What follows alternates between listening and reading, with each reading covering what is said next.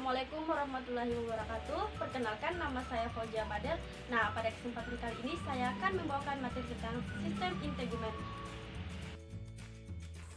Kulit adalah organ lapisan luar tubuh manusia dan merupakan organ terbesar yang menutupi tubuh. Sebanyak 15-20% dari total massa tubuh manusia berupa kulit. Jika dibentangkan rata pada orang dewasa, kulit manusia bisa menutupi area seluas 2 meter persegi atau sebesar sebuah selimut kecil. Tetapi tidak pada seperti selimut pada umumnya. Sistem organ ini lembut, kuat, tahan air, dan punya kemampuan memperbaiki diri sendiri. Kulit terdiri dari 3 lapisan utama, yaitu epidermis, dermis, dan juga hipodermis. Ketebalan kulit ini bervariasi bergantung pada letaknya pada tubuh. Dari yang paling tipis, yaitu kurang dari 0, mm, dan yang paling tebal bisa mencapai 4 mm. Misalnya kulit pada bagian telapak kaki. Selain berfungsi sebagai penutup, ternyata kulit memiliki berbagai peranan dalam kehidupan kita.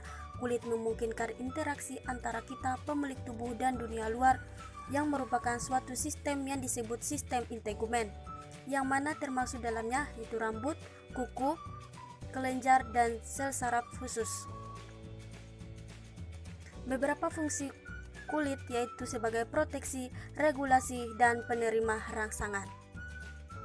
Sebagai fungsi proteksi, kulit melindungi seluruh tubuh dari berbagai macam ancaman yang kita dapati dari lingkungan, misalnya infeksi atau serangan organisme lainnya, kerusakan karena radiasi matahari, dan zat-zat kimia berbahaya di sekitarnya.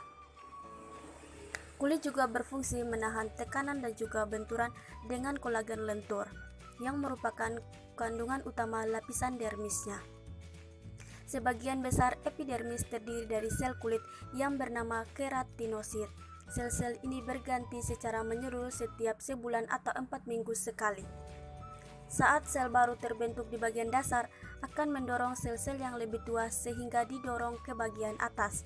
Saat sel-sel ini bergerak ke atas, sel-sel ini akan diisi oleh protein dan dikeraskan dan dinamakan keratin. Pada proses ini, sel-sel ini akan membentuk lapisan yang bertumpuk, yang rapat, yang tahan air sehingga sulit untuk dimasuki organisme perinfeksi lainnya.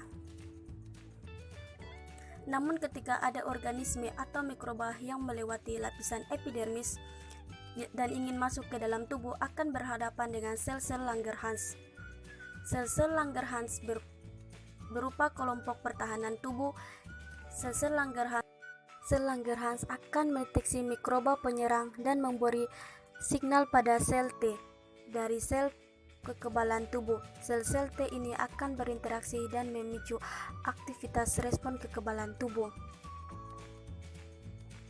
Bagian terpenting dari fungsi kulit sebagai proteksi adalah ribuan spesies dari mikroorganisme yang hidup di permukaan kulit, lipatan, dan celah-celah pada kulit. Mikroorganisme ini berupa bakteri dan juga fungi yang dapat hidup dalam zat berminyak yang dihasilkan oleh kelenjar minyak. Mikroba-mikroba ini menjaga sistem imun terjaga dalam keadaan waspada, memastikan sistem siap berinteraksi saat tubuh berbahaya. Selain sebagai proteksi, kulit berfungsi sebagai regulasi, di mana merupakan organ pendeteksi dan juga mengatur suhu tubuh. Kulit dapat mendeteksi suhu lingkungan yang panas atau dingin, yang kemudian disampaikan ke otak. Saat informasi diterima, otak akan memberi respon kepada pembuluh darah yang ada pada kulit. Akibatnya pembuluh darah akan merenggang jika tubuh terlalu panas, dan yang mana terjadinya proses melepasnya panas dari darah melalui kulit, atau menyempitnya pembuluh darah jika tubuh terasa dingin sehingga menyerap panas dari lingkungan. Dalam keadaan panas, kelenjar keringat akan mengeluarkan keringat melalui saluran ke permukaan kulit, memindahkan panas ke kelenjar keringat. Rambut yang ada pada permukaan kulit dapat memicu dan juga mengeluarkan panas dari tubuh. Pada umumnya, manusia memiliki 5 juta folikel rambut yang ada pada setiap permukaan kulit, kecuali pada telapak tangan dan juga kaki. sebanyak 90.000 hingga 150.000 folikel rambut terdapat di kepala, yang berfungsi melindungi kulit kepala dari kerusakan fisik dan juga radiasi matahari. Berbeda dengan panas, saat suhu dingin, otot-otot kecil dan dinamakan erektor pili menyebabkan rambut berdiri tegak. Ini dapat kamu lihat saat kamu kedinginan atau biasanya saat tubuh merinding.